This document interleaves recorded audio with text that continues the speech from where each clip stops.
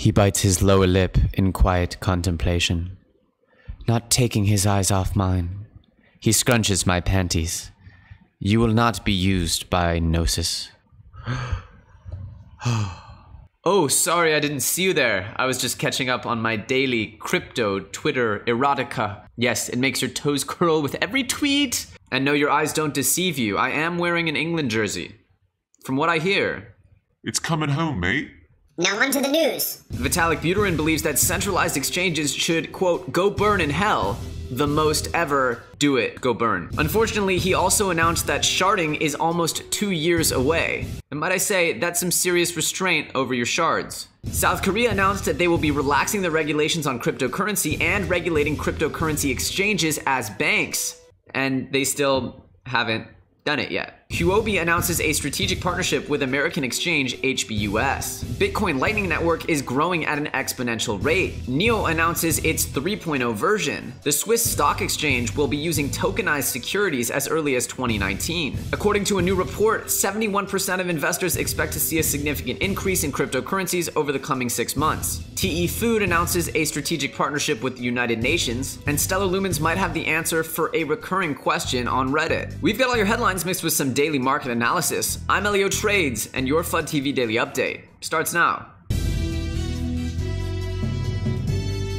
Welcome back, FUD Nation. I certainly hope you guys have been watching a little bit of this World Cup action. I'm not actually watching it while I'm doing this time. I'm doing it after, so I'm sorry it's a little late. On to the news here. Bitcoin is down almost 1%. We're seeing a lot of sideways action. If we zoom in on the week charts here, we can see that we had a little spike coming up to almost a week ago here. We had a little bit of a follow-up spike, but in my opinion, that was the closing of the monthly contracts. That had nothing to do with an organic sort of surge in Bitcoin here. It was just one big candle and then volume kind of really dropped off. So I'm seeing that, you know, obviously I had been predicting a drop under 5K. I've been seeing that as not unlikely, or a drop down to those levels.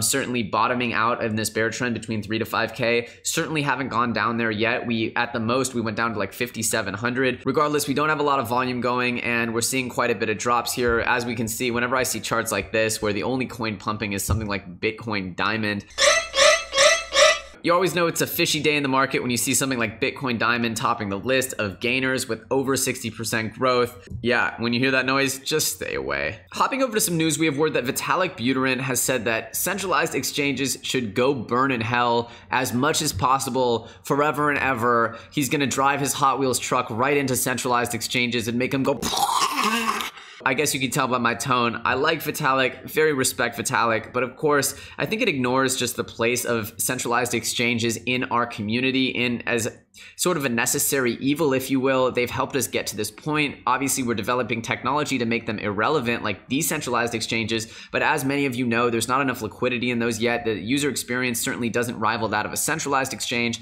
but on the converse side, obviously, centralized exchanges are responsible for all of the big hacks, all of the big vulnerabilities of our decentralized future. So it's sort of like a step in the right direction, but it's a vulnerable step. It's sort of the dangerous step that you have to take to get to a decentralized future. I honestly think that I love Vitalik, but you can't ignore the sort of necessity, the sort of unfortunate necessity of centralized exchanges right now. Regardless, there was some even more pressing news that came out, which was that Ethereum is not actually going to be releasing sharding until 2020. That's right, the first version of sharding will be released in 2020, and that is certainly much further away than any of us had hoped. We had hoped by their announcement that they would be looking to implement sharding in 2018. If you've been keeping up with the news, you know that there are a few big upgrades to Ethereum coming out. There's Casper Proof of Stake, which of course moves Ethereum away from being supported 100% by proof of work.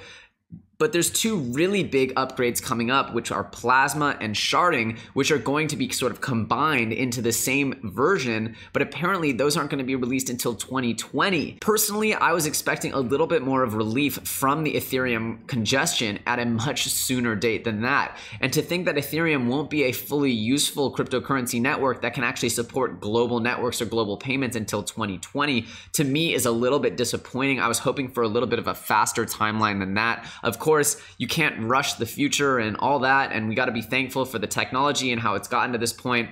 But to be honest, I was expecting a much sooner delivery date. Hopefully they can surprise us and sort of under-promise and over-deliver. But right now, all I can say is that this is not good enough, because there are tons of businesses that are looking to utilize blockchain today. And to say that we can use it for sure just in 2 to 3 years from now, and it makes me feel like these other more scalable blockchains are far more necessary than I had even originally thought, because I thought Ethereum was going to be able to sort of upgrade their infrastructure with all the, big players that are invested in Ethereum, and how much sort of time, energy, and money is going into upgrading Ethereum, how much talent is around Vitalik.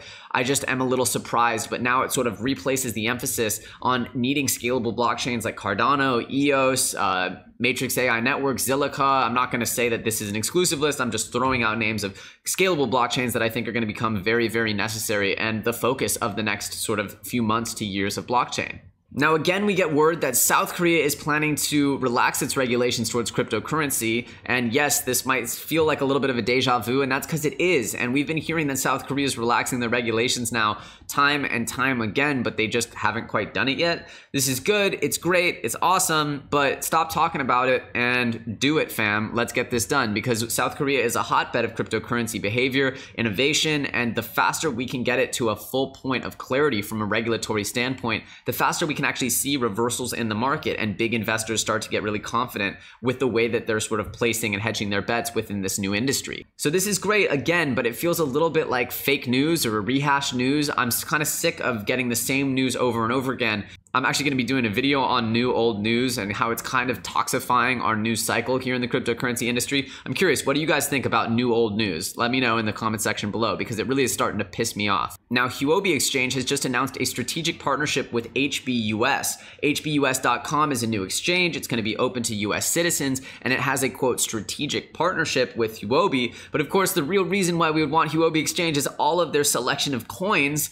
There are a ton of coins on Huobi that aren't on Binance yet. And like, yeah, I'm going to wait for them to get on Binance, but it's going to pump like crazy when they get on Binance. Here's the list of actual coins that you can trade on HBUS. It's Bitcoin, Ethereum, Bitcoin Cash, Litecoin, Dash, Tether, and Civic. So in addition to the sort of big four that are on Coinbase, you have Dash, Tether, Civic. I understood that there was 9 coins. It says 9 cryptocurrencies. I only read 7 here, but regardless, that's not really the point. The point is that we don't actually get access to the coins we want. The reason why we would really want Huobi, which is access to different cryptocurrencies that we currently can't buy on, the big ones like Binance or Coinbase. Now, in very exciting news, the Lightning Network has been experiencing exponential growth since it became available on Blockstream's store in January. And mind you, there are going to be essentially multiple versions of the Lightning Network, as it's a layer 2 protocol, and multiple people or different parties can create their own layer 2 protocols and implement them. So it's not just up to one group or one party. But without getting too technical here, the Lightning Network that we are sort of the main Lightning Network that's coming into existence here with Lightning Network and Lightning Labs and Blockstream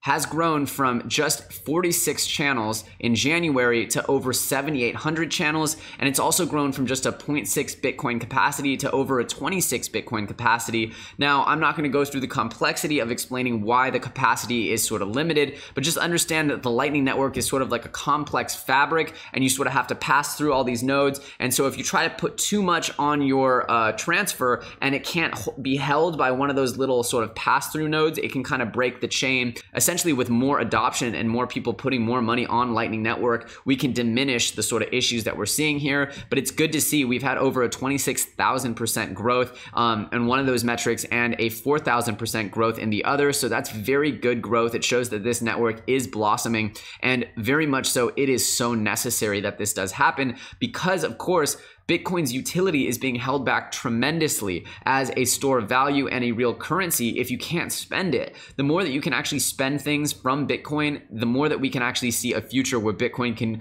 grow back to the values that we were all hoping it could grow to, and the rest of these altcoins can sort of experience the boom that we saw of 2017. So this is very good news. I'm very bullish on everything Lightning. Obviously, there's still problems with it, but it's very exciting to see this tech moving forward.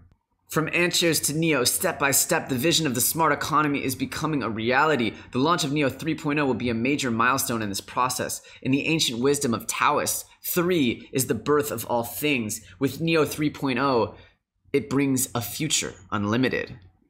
I don't know what this means. I really don't. I prefer sort of blockchain erotica like we were talking about at the beginning of the episode. But regardless, seems pretty cool. Seems like NEO's moving along. I'm a big investor and supporter of NEO. So hopefully this means that we have some kind of scaling here or some kind of movement forward, a future unlimited. We can go ahead and try to decipher this. Let us know in the comments below. What do you think this all means? And without going too deep here, the Swiss stock exchange that announced their movement in crypto yesterday has also announced that they will be adding tokenized securities to their exchange in mid-2019. This is huge, and we need more forays into the tokenized securities realm. So the more we can get hard assets, real assets tokenized and put on the blockchain, the more we can see billions and billions, if not trillions of dollars of new wealth be represented in tokens, which will of course drive demand for other things like currencies and other tokenized assets that will sort of work collaboratively to drive up values with our sort of blockchain-based crypto world, even though these will be things like real estate and other assets like stocks that aren't really contingent on the price of Bitcoin. They will sort of be collaborative in driving a need for things like a currency, a universal currency. How are you going to pay for these securities? It's still going to drive a need for things like Bitcoin. So I'm very bullish on what tokenized securities will do for the entire market, and this is a very, very good thing. We just got word that 71% of crypto investors believe that the world looks very optimistic for the next half of 2018. I know I'm certainly in that camp. It's clear that from our TA, the bearish trend might continue for a bit longer. We might see a couple more dumps,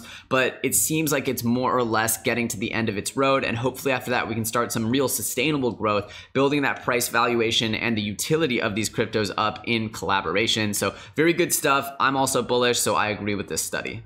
We also got word that TEFood, a very cool supply chain cryptocurrency focusing mainly on food traceability, is now partnering with the United Nations to help end hunger. There's not a lot of details on this partnership. They're not the only sort of blockchain that's helping with the United Nations, but it's a very good step. It's a step that shows a lot of legitimacy, and I know there's a lot of big fans of TEFood out there, so this is a good piece of news for you guys. And finally, I just keep seeing this question over and over again, like, how do I hold a token? Why do I want to hold a token if I can't use it? Like the idea that my grocery store is going to need to accept this random altcoin that I have that I've made money on, and how does that become useful for me if that my corner store doesn't accept Tron? What does it make a difference if I'm getting tons of Tron and I want to hold tons of Tron? And I don't think people really understand the future of decentralized exchanges and atomic swaps. So I'm going to go ahead and show you guys a little blurb out of one of my favorite cryptocurrencies and their developer guide, Stella Lumen.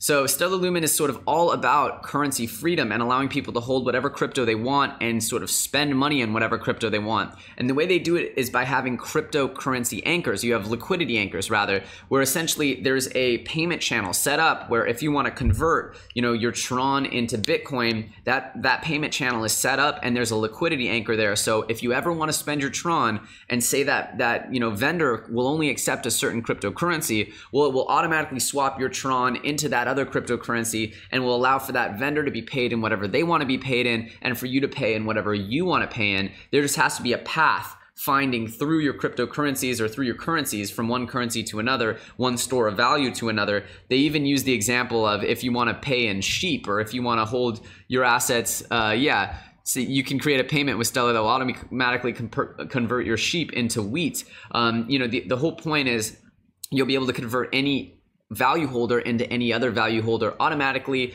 and seamlessly through their atomic swap. This is the future, and that's sort of the solution that I think people don't realize is right around the corner. You'll be able to hold whatever you want, even if it's some really niche coin, as long as there's a gateway or a path through various currencies to what your vendor will accept. And that, I believe, as these currencies get adoption, as the decentralized exchanges become more sophisticated, it will be automatic for you to just swipe your card and that path will be found, automatically swapped. You'll pay in whatever you want to pay, and that means you can hold whatever currency you want to hold, and that could be, your life savings or your active currency throughout your day. I hope you enjoyed today's episode of FUD TV. Obviously, if you're not subscribed to this channel, I encourage you to hit that sub button, hit that little bell notification, and you'll be made aware whenever we put out new content. We're going to be doing some breakout videos soon and going more in depth into some of the topics we've been talking about, specifically like the Stellar thing, a few other things about old news being new news and what it's doing to our sort of news cycle here. So let us know what you think about that. I'm Elio Trades, you're watching FUD TV, and I'll see you very, very soon on the next episode.